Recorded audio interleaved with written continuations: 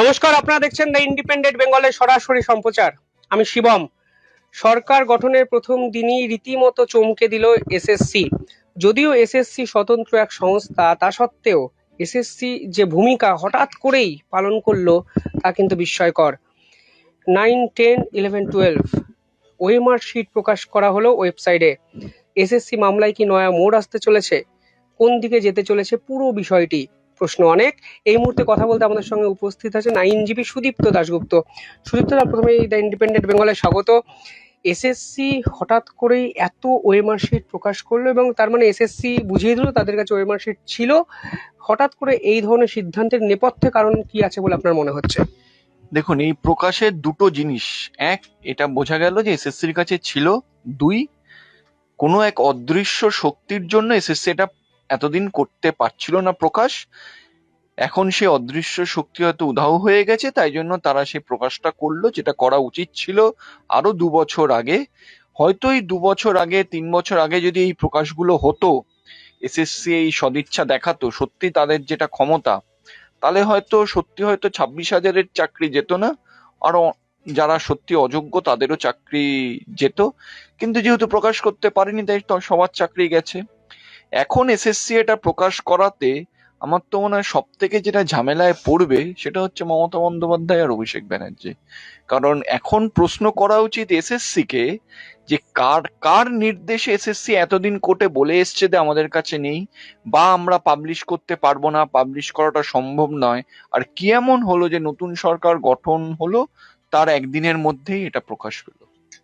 Sir, এই SSC তো কোর্টে বারবার বলেছে তাদের কাছে এসএসসির যে ওয়েবসাইট বলুন বা বহু জায়গায় তারা প্রকাশ করতে পারবে না, কারণ তাদের কাছে এই ওএমআর শিটটাই নেই। হঠাৎ করে ওএমআর শিটটা তারা কোথা থেকে পেলো? এই প্রশ্নটা এই মামলার সঙ্গে যুক্ত আইনজীবী হিসাবে আপনি করতে পারেন? দেখুন, আমাদের বক্তব্যই ছিল যে এসএসসির কাছে ওএমআর আছে, এবং এই মামলা চলাকালীন আমার মনে আছে আমরা একটা আরটিআই দেখিয়েছিলাম কোর্টে 2024 সালে, যখন হাইকোর্টের ডিভিশন বেঞ্চে শুনানি হচ্ছে, যে 2024 সালের জানুয়ারি মাসে এসএসসি ওএমআর দিচ্ছে একজন ক্যান্ডিডেটকে। তাহলে এসএসসির কাছে ওএমআর আছে।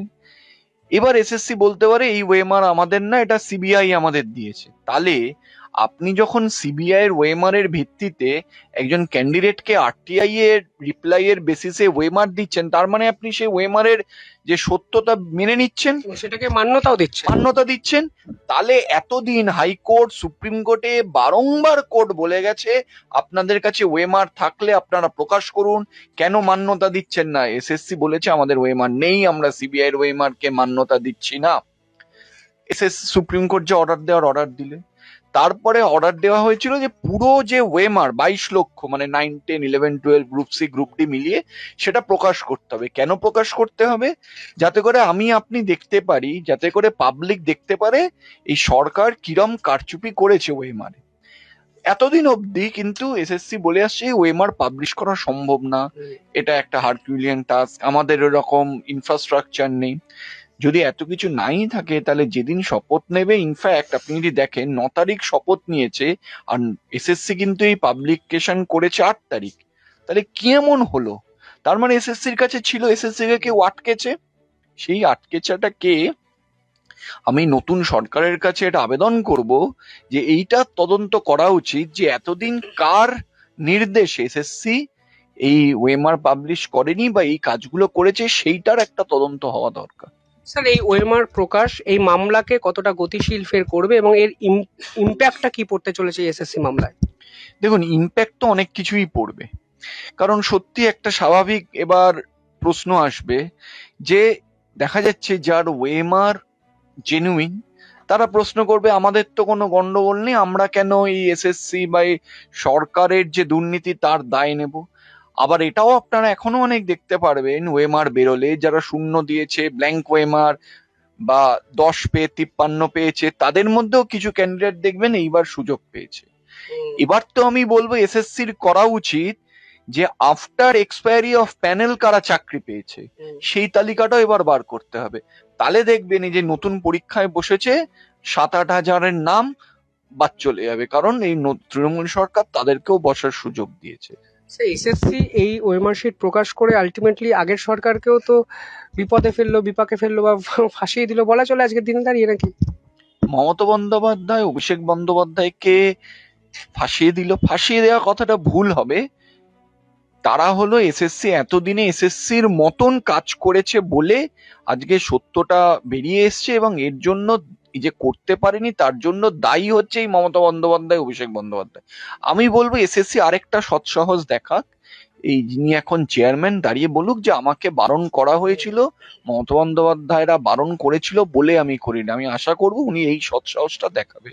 স্যার, এই লিস্ট প্রকাশকে কেন্দ্র করে সুপ্রিম কোর্টেও একটা কন্টেম্প্ট মামলা হয়েছে এবং সেখানে অযোগ্য চাকরি প্রার্থীরা টাকা ফেরত দেবে কি দেবে না এই প্রশ্ন আজকে বিচারাধীন। এই প্রশ্নের উত্তর কি এই ওএমআর শিট প্রকাশ সেটা আমাদের সামনে নিয়ে আসতে পারে? অবশ্যই, কারণ যারা ওয়েমার ব্ল্যাঙ্ক ওয়েমার দিয়েছে তাদের টাকা ফেরত দেওয়ার অর্ডার হয়েছে, যারা আফটার এক্সপায়ারি চাকরি তাদের টাকা ফেরত দিতে হবে।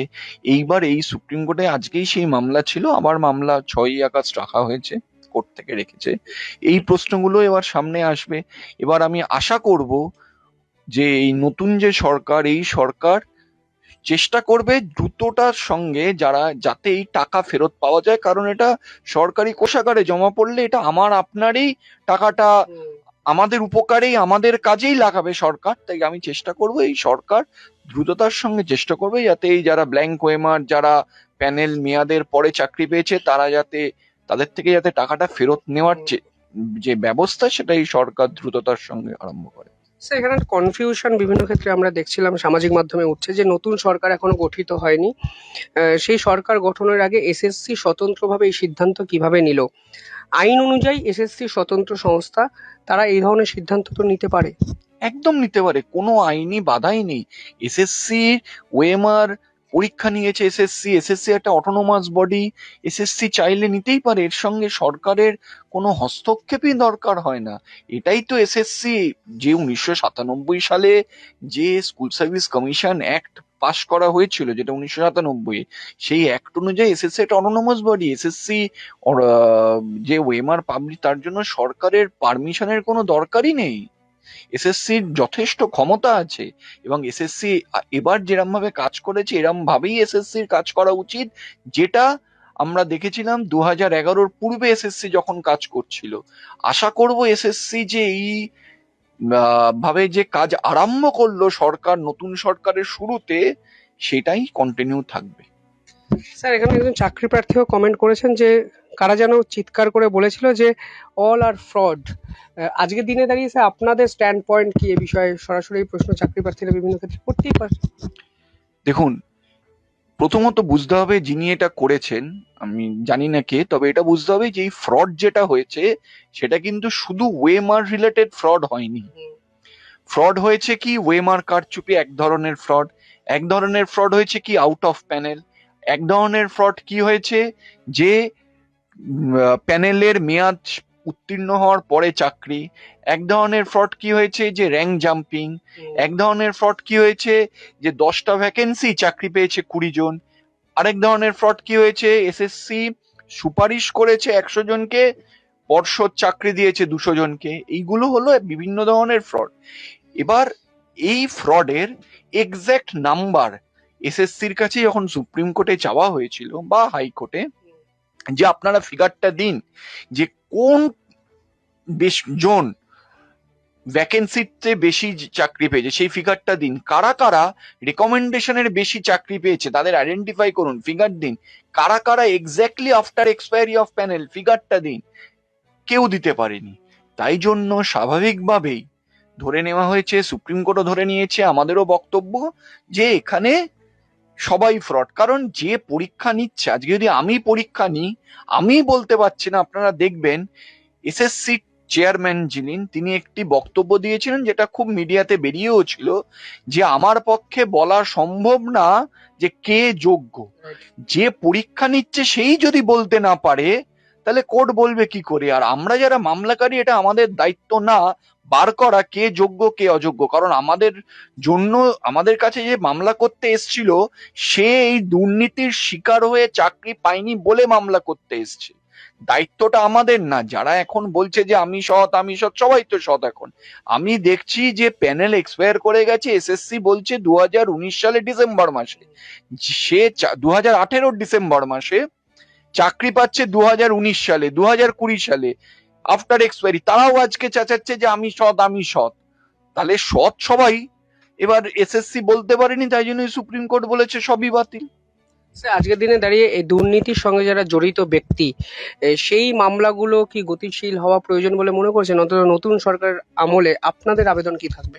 দেখুন, সর্বপ্রথম যে আবেদন থাকবে নতুন সরকারের কাছে, যে তৃণমূল সরকারের পতনের আমি মনে করি মূল কারণই হচ্ছে দুর্নীতি, এবং শিক্ষা দুর্নীতি হলো একটা মূল কারণ। এবার যদি কেউ ভাবে তো 26,000 চাকরি গেছে, এটা শুধু 26,000 না, এটা হলো 26,000 যেরকম চাকরি গেছে সেরকম 20 লক্ষ যারা এই দুর্নীতির শিকার হয়ে চাকরি পায়নি, এবং বৃহত্তর সমাজে যে বার্তাটা গেছে যে একটা সামাজিক দুর্নীতির পর্যায়ে এসছে। কারণ এটা সত্যি, আপনি যদি একটা দেশকে বা একটা কোনো সমাজকে নষ্ট করতে চান, তাহলে তার যে যুব সমাজ তাকে আপনি নষ্ট করে দিন, তার চিন্তা ভাবনা আপনি নষ্ট করে দিন, শিক্ষাটাকে নষ্ট করে দিন। তৃণমূল কিন্তু সেটাই করেছে, এবং এটা হলো অন্যতম কারণ আজকে তৃণমূলের পতনের। এবং আমি আশা করব এই নতুন সরকার এই যারা দুর্নীতি করেছে এই দুর্নীতির মাথাটাকে বার করবে, এবং একজনও দুর্নীতি যারা করেছে তারা যেন জেলের বাইরে না থাকে, এবং এই দুর্নীতির যারা বেনিফিশিয়ারি তারাও যেন প্রকৃত শিক্ষা পায়। কারণ যতদিন না আপনি দুর্নীতির বেনিফিশিয়ারিদেরও শাস্তি দিচ্ছেন, ততদিন অবধি কিন্তু এই দুর্নীতিটা বন্ধ হবে না। স্যার, আজকের দিনে দাঁড়িয়ে আমার শেষ প্রশ্ন, অযোগ্যদের কি টাকা ফেরত দিতে হবে? এই প্রশ্ন বিভিন্ন মাধ্যমে উঠছে যে কতটা তারা টাকা ফেরত দিতে বাধ্য? 100% বাধ্য। কারণ হাইকোর্ট অর্ডার দিয়েছে টাকা ফেরত দেওয়ার, আমাদের সুপ্রিম কোর্ট সেই অর্ডারকে বহাল রেখেছে, টাকা ফেরত দিতে হবে। অনেকে রিভিউ করেছিল, রিভিউতেও সুপ্রিম কোর্ট সেই রিভিউ খারিজ করে দিয়েছে। আমাদের যে আইনের যে কাঠামো, যে হাইকোর্ট, সুপ্রিম কোর্ট, রিভিউ, সব ডিসিশনই কমপ্লিট। টাকা ফেরত দিতে হবে, এবং কারা ফেরত দেবে সেটাও পরিষ্কার। কারা ফেরত দেবে?